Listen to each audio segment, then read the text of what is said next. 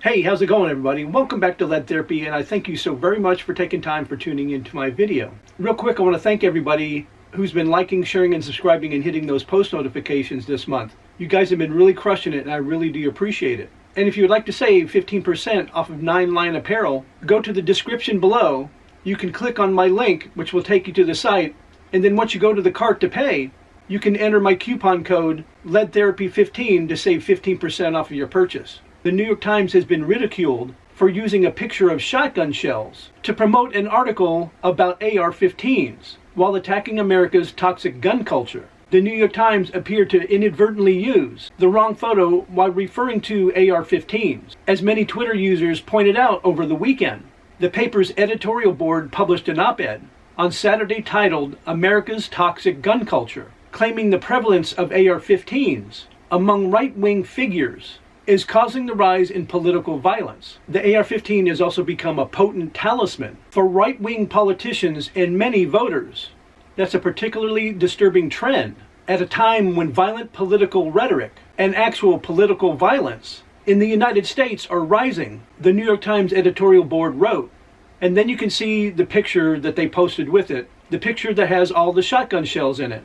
Most people know that AR-15s don't use shotgun shells unless you retrofit the AR-15 to do so. Now let me show you what the editorial board says about themselves. The editorial board is a group of opinion journalists.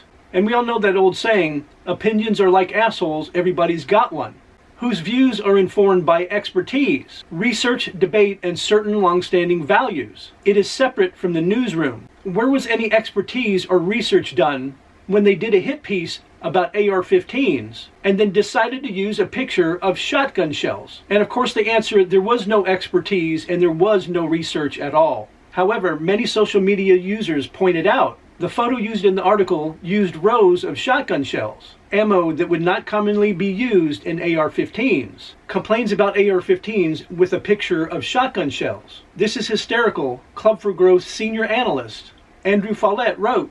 I find it amusing, townhall.com columnist Kurt Schlichter responded to a tweet pointing out the shotgun shells reading, I'm once again begging the SMM journalists to take just a couple of basic firearms classes to avoid dumbassery like this. Conservative writer A.G. Hamilton wrote, does the entire New York Times really not have one editor that can review gun-related articles to notice something as basic using a picture of shotgun shells for an article about AR-15s? Definitely inspires confidence about the contents of the article. Republican consultant Nathan Wurtzel replied to the Times' negative comments about AR-15s. Nah, just a really good gun for home defense, that's all. Bearing Arms writer Sanjit Singh tweeted, in 2020, Democrat candidate Beto O'Rourke openly pitched confiscation while the other candidates on the debate stage stood quietly in agreement. The Democrat debate audience widely cheered at the proposal, and you wonder why GOP candidates pose with ARs in campaign ads. Stephen Miller, who is the Spectator contributing editor, simply tweeted an image of Russian's arms dealer Victor You-Know-Who was recently traded in an exchange for WNBA player You-Know-Who. Victor You-Know-Who was previously dubbed the Merchant of Death due to the impact of his weapon sales, but many liberal media pundits continued to praise the trade regardless. The Times editorial board continued to attack what they claim is an unhealthy obsession with the AR-15. A growing number of American civilians have an unhealthy obsession with the tactical culture and rifles like the AR-15. I don't think it's the American civilians that have an unhealthy obsession with the AR-15. It's the New York Times.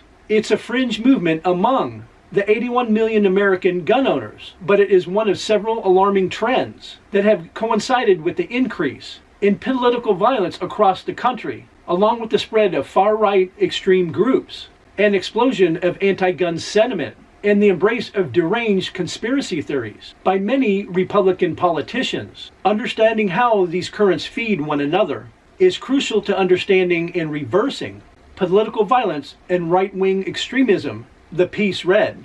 I definitely want to hear your guys' thoughts about the story in the comment section down below. And as I mentioned at the starting of the video, if you guys would like to save 15% off the purchase at 9 Line Apparel, go to the description below, click on the link, which will take you to 9 Line Apparel. Once you're ready to check out, you can use my coupon code LEDTherapy15 to save 15% off your purchase. And also, please help the channel out by liking, sharing, and subscribing and hitting those post notifications.